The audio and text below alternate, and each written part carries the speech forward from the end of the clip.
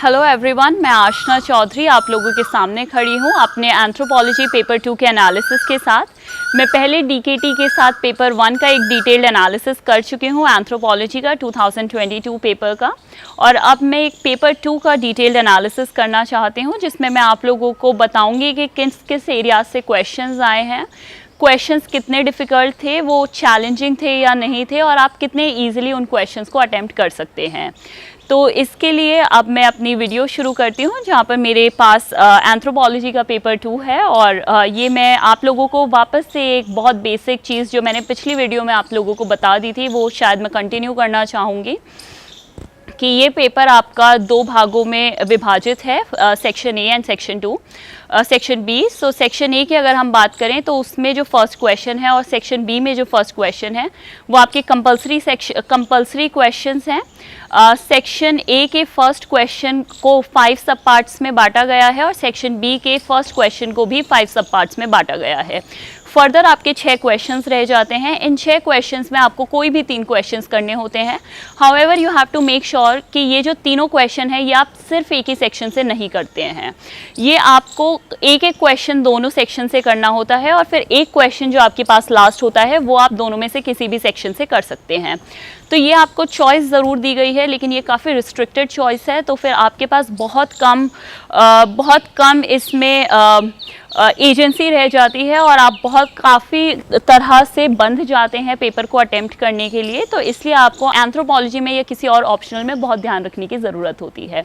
और जो ये कंपलसरी क्वेश्चंस आते हैं ये 10 शॉर्ट नोट्स की फॉर्म में होते हैं, और ये क्वेश्चंस अगर आप देखेंगे तो ये ऑलमोस्ट हर डोमेन को आपका कवर कर लेते हैं। अभी अगर हम पेपर 2 में भी देखें तो आपके जो बहुत सारे डोमेन्स हैं ये सारे डोमेन्स को कवर कर लेते हैं, तो आपके पास स्कोप बहुत कम बचता है कि आप कोई एक सेक्शन कम्प्लीटली निगलेक्ट कर जाएं। जो आप थोड़ा बहुत सोच सकते हैं कि मैं इन सेक्शंस पर इम्पोर्टेंस दूंगा, वो चॉइस बेस्ड क्वेश्चंस में कर सकते हैं, लेकिन उसमें भी 3-3 क्वेश्चंस आपके एक 3-3 सब क्वेश्चंस आपके एक क्वेश्चन का पार्ट होते हैं, तो वापस से आपके लिए थोड़ा सा रिस्ट्रिक्टिव हो जाता है। तो मैं यही आप लोगों को सजेस्ट करूँगी कि आप सारे टॉपिक्स अच्छे से पढ़कर जाएं इस एग्ज़ाम के लिए। अगर हम बात करें एंथ्रोपोलॉजी के पेपर 2 की, तो पहले मैं कंपलसरी क्वेश्चंस लूँगी। तो कंपलसरी क्वेश्चंस और आपको डोमेन्स दिखाऊंगी किस किस डोमेन से आए हैं और कितने डिफ़िकल्ट ये क्वेश्चंस रहे हैं। अगर मैं फर्स्ट क्वेश्चन की बात करूं तो आपका फर्स्ट क्वेश्चन आया है on pit dwellers of Kashmir. ये आपका सीधा प्री हिस्टोरिक आर्कियोलॉजी से आया है, और प्री हिस्टोरिक आर्कियोलॉजी में उन्होंने किसी पर्टिकुलर पीरियड के बारे में बात नहीं करी है, like Palaeolithic, mesolithic, Neolithic, chalcolithic. उन्होंने एक पर्टिकुलर एरिया के बारे में बात करी है और उसके पर्टिकुलर ड्वेलर्स, पिट ड्वेलर्स के बारे में बात करी है। तो आपके लिए इंपॉर्टेंट हो जाता है कि आप आइडेंटिफाई खुद करें कि ये कौन से पीरियड के बारे में बात कर रहे हैं, एंड देन उसको डिस्क्राइब करें एंड उसके ऊपर एक शॉर्ट नोट लिखें। तो ये इस डोमेन में थोड़ा चैलेंजिंग क्वेश्चन रहा है, बट बहुत डिफिकल्ट नहीं रहा है once you are able to identify. तो ये एक ही क्वेश्चन, जो एक क्वेश्चन बहुत सिंपल हो सकता था रिगार्डिंग अ टाइम स्केल, ये इन्होंने थोड़ा कॉम्प्लिकेट कर आपके सामने प्रेजेंट किया है। लेकिन ऐसे क्वेश्चंस हमने प्रीवियस ईयर में भी देखे हैं, तो ये बहुत डिफ़िकल्ट नहीं रहा होगा लोगों के लिए अटेम्प्ट करना। Talking about the second question, it talks about Varna and Buddhism. This is from Indian Anthropology, religion domain, Varna and Buddhism. When you see Varna, you generally relate it to Hinduism. So you understand that the question is mostly talking about Hinduism and Buddhism. Now you have and as a connecting factor here. So you have to identify how to actually interpret this question. Present similarities, and then later on differences, or see how Varna system features in Buddhism as well. So it is for you to interpret. It's slightly an open-ended question wherein you can bring in your creative forces and can interpret the question in whatever way you like, but also justify that interpretation via your answer. Third question अगर हम देखें तो इसमें versus आ जाता है, dharma versus religion. So what is the generally what we do is we translate religion in Hindi as dharma. However, these are two very different concepts. So dharma is related to the religion of your duty, whereas religion is an altogether different concept which has been which we have studied as a part of socio-cultural anthropology as well by various definitions such as the one presented to you by Emily Durkheim, or there is one by Talcott Parsons as well. तो वो चीज़ें भी आप इससे पता चलता है कि आप थोड़ा कंजॉइन कर इस क्वेश्चन को आंसर कर सकते हैं. वन धर्मा वर्सेस रिलीजन जब आप आंसर करेंगे तो आप पेपर 2 पर फोकस कर सकते हैं, लेकिन जब आप रिलीजन पार्ट ऑफ इट को डील करेंगे तो आप थोड़े से इनपुट्स पेपर 1 से भी ला सकते हैं. That would add as a value addition to your answer. अगर हम 4th क्वेश्चन की बात करें तो ये है आपका safeguards for linguistic minorities in India. So अब हम क्या कर रहे हैं, अब हम लिंग्विस्टिक माइनॉरिटीज़ को देख रहे हैं इंडिया में. तो ये वापस से इंडियन एंथ्रोपोलॉजी के बारे में आ गया है. लिंग्विस्टिक माइनॉरिटीज़ या माइनॉरिटीज़ एज अ टॉपिक आपका एक टॉपिक स्टैंड अलोन टॉपिक है एनी हाउ. तो आपको ये क्वेश्चन आपका एक डायरेक्ट क्वेश्चन था, इसमें डिफ़िकल्टी नहीं होनी चाहिए. And the 5th question is westernisation and modernisation. M.N. Srinivas has given very well easily usable points on the same. तो ये भी एक डिफ़िकल्ट क्वेश्चन नहीं था. तो आपने देखा कि जो आपके फर्स्ट क्वेश्चन में कंपल्सरी क्वेश्चंस हैं वो डिफ़िकल्ट तो बिल्कुल नहीं है, घुमाकर भी ज़्यादा नहीं पूछे गए हैं. यहाँ पर जो एक की टेक अवे रहा है वो ये रहा है कि आपको पेपर 1 के साथ अगर आप इसको लिंक कर सकें तो आपके लिए वो वैल्यू एडिशन हो जाएगा. और दूसरा जो है वो ये है थोड़ा सा क्रिएटिव आप हो सकते हैं इसको इंटरप्रेट करने में. And the third one is that it comes from diverse areas such as prehistoric archaeology and Indian anthropology. Now we move on to section B. और सेक्शन बी का जो कंपल्सरी क्वेश्चन है that comes उसके सब parts में एक बार read कर देती हूँ. The first one is regionalism as an opportunity and threat to national integration. ये एक रेलेवेंट क्वेश्चन है, काफ़ी रेलेवेंट क्वेश्चन है, specially in wake of the various violent episodes that we have witnessed in the northeast region. So this becomes a very current oriented question. And regionalism एक theme, एक standalone theme भी है paper 2 में. So again ये question syllabus के बाहर तो नहीं गया है. Second question it comes from tribal anthropology. तो अभी तक हमने Indian anthropology से question देख लिया है, prehistoric archaeology से question देख लिया है. अब आपके tribal anthropology से भी यहाँ पर एक question आ गया है. तो वापस से diverse areas. Issues of tribal agricultural labourers. अब ये क्या है आपका, ये दो चीज़ों को कंबाइन करता है. ट्राइबल्स को हम देखते हैं कि they were not part of agricultural societies. However in tribals economy we have seen a shifting trend where in tribals are coming, tribals are taking up occupations that are mostly that are modernized, and that's where the question comes from. So this is something that you can mention in your introduction or conclusion, that a shift has taken place wherein they are moving from traditional pastoralist or hunting gathering societies towards agricultural societies. और आप इसमें examples भी use कर सकते हैं, especially of the Central Indian tribes. Then you move towards third question, which is major problems of nomadic and semi-nomadic groups. तो जो आपका सेकेंड क्वेश्चन था उसमें भी थोड़ा सा आप नोमैडिज्म, पैस्टोरलिज्म और उनको मेंशन कर सकते थे. दो आपका एग्रीकल्चरल, ट्राइबल एग्रीकल्चरल लेबरर्स का क्वेश्चन था, और यहाँ पर तो आपका एक स्टैंड अलोन क्वेश्चन आ गया है nomadic and semi nomadic tribes पर. ये भी एक काफ़ी प्रिडिक्टेबल क्वेश्चन है. Next would be role of the governor in 5th scheduled areas. Again Indian anthropology, not a very difficult question for you. अगर आपने अपनी पॉलिटी अच्छे से पढ़ी है तो आपको एंथ्रोपोलॉजी की भी ज़रूरत नहीं है. You would be easily able to answer this question from your polity as well. The next question comes from Austroasiatic languages. ये भी आपका language classification और classification of tribes is one of the areas of study, especially in tribal anthropology, and this is where the question comes from. So हमने देखा है कि diverse areas से आपके क्वेश्चंस आए हैं कंपल्सरी, लेकिन क्वेश्चंस डिफ़िकल्ट बिल्कुल नहीं थे, अनएक्सपेक्टेड बिल्कुल नहीं थे. बहुत सिलेबस जहाँ पर आपको आइडेंटिफाई कराता है वहाँ से आपको डायरेक्ट क्वेश्चंस पूछे गए हैं. अब हम देखते हैं थोड़ा सा चॉइस बेस्ड क्वेश्चंस को, और फिर एनालाइज करते हैं कि पेपर 1 की तरह क्या ये क्वेश्चंस भी थोड़े से ट्रिकी थे या फिर ये अलोंग द एक्सपेक्टेड लाइंस ही आपके सामने आए.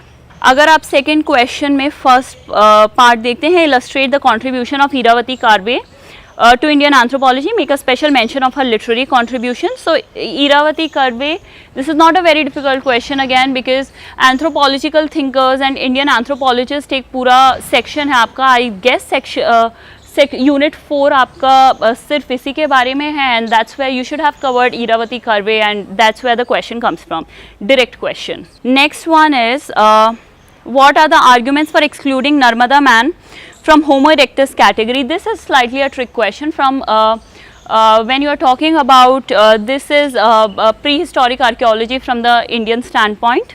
यहाँ से आपका ये क्वेश्चन बनता है और इसमें आपको रीज़न पूछा गया है, तो वापस से एक थोड़ा सा एनालिटिकल क्वेश्चन हो जाता है, एंड इसमें राइटिंग मटेरियल भी आपके पास थोड़ा कम होता है considering this is a 15 marker question. Next is critically describe doctor B R Ambedkar's argument on the origin of Indian caste system. Caste studies as a part of paper 2 we have already pursued, and Dr. B.R. Ambedkar becomes very important in terms of his views on caste. So again, this is a very expected question. Talking about the next question, which is the third question, the first one comes as make a critical appraisal of megalithic tradition in India with special reference to Northeast India. अब यहाँ पर ये question easy था, कुछ difficult नहीं था, pre historic archaeology का question था, मेगालिथिक कल्चर आपने पढ़ा हुआ है, लेकिन जो इसमें एक ट्रिक पार्ट आ गया है वो ये आ गया है that you have to be strict in your answer writing towards north east India. So here you have to mention north east India. This is slightly tricky part, so that's you can not attempt this question if you do not know the megalithic sites in north east India. So in this manner this becomes a slightly tricky question. Assess the contributions of S.C. Dubey in Indian village studies. Again, you must have done it as part of your unit 4. Describe the methods adopted by Sir Herbert Hope Risley in classifying Indian populations. What are the criticisms against Risley's classification?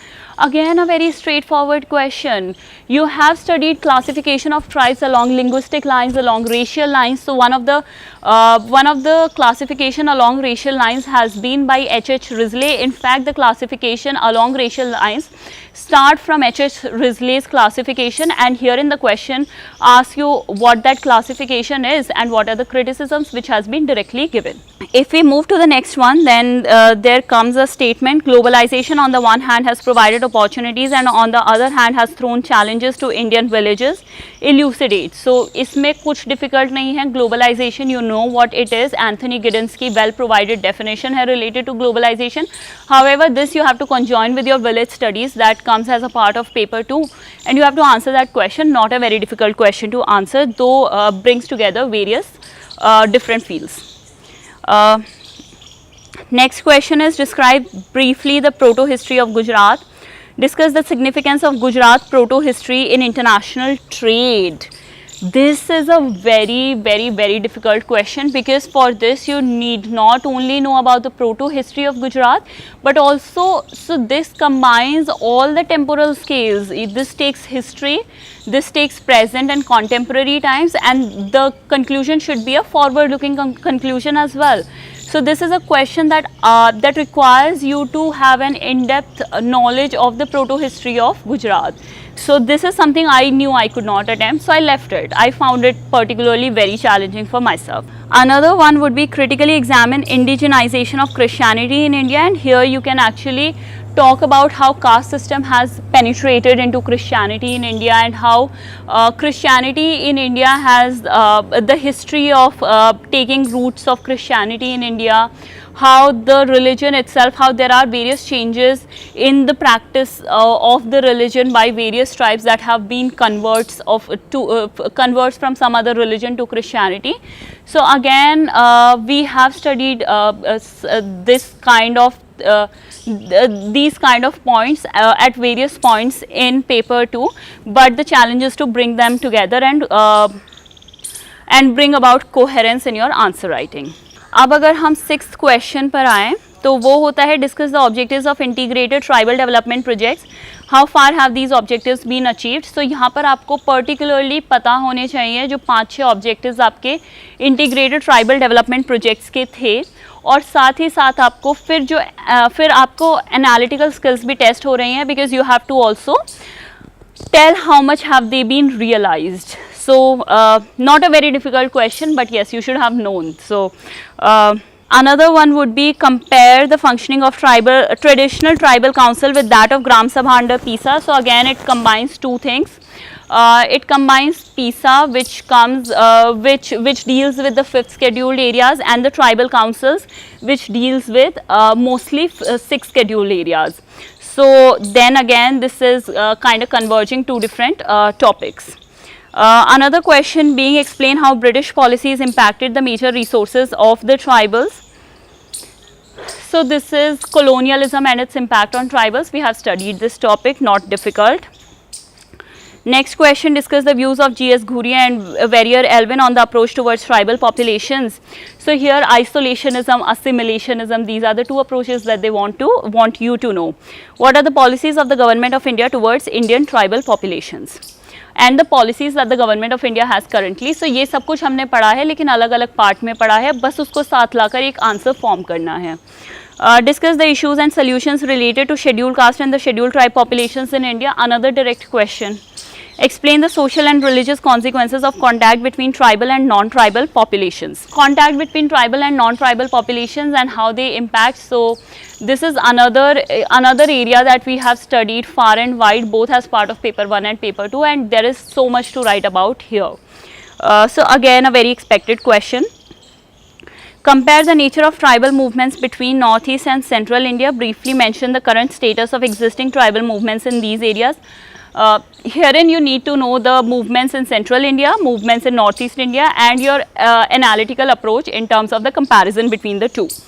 And also the status of existing tribal movements, so they are also linking it to the current affairs. A question that demands a lot out of you but is not difficult to answer. Briefly describe the anthropological perspective on development. How have anthropologists contributed in India's rural development? So one being anthropological perspective on development, I strongly believe you can import a lot from paper 1 in this part of the question. And then when they say ki talk about village development, at that point you can basically focus on paper 2, and that's how you would be able to answer this question with value addition as well. How can a balance be struck between livelihood concern and environmental degradation in the context of shifting cultivation? So herein we have seen previously various questions coming from shifting cultivation, and again a question we have seen from shifting cultivation, slightly tweaked in terms of its terminology, but again shifting cultivation should not be a problem area for you.